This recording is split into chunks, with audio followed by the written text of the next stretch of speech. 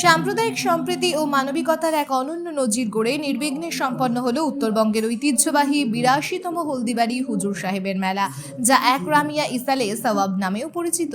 2 দিন ব্যাপী এই ধর্মীয় আয়োজনে দূর দূরান্ত থেকে হাজার হাজার ভক্ত ও দর্শনার্থীর সমাগম ঘটে। হুজুর সাহেবের দরবারে দোয়া ও প্রার্থনার মাধ্যমে মানুষ খুঁজে নেন মানসিক শান্তি ও আত্মিক প্রশান্তি। শুরু হয়ে যাওয়ার দিন থেকে শেষ দিন পর্যন্ত মেলা প্রাঙ্গণে মানুষের ঢল নামতে দেখা যায়। জাতি, ধর্ম ও বর্ণের ভেদাভেদ ভুলে সকল সম্প্রদায়ের মানুষ একসঙ্গে অংশগ্রহণ করায় এই মেলা কার্যত এক সর্বধর্ম মিলন মেলায় পরিণত হয়।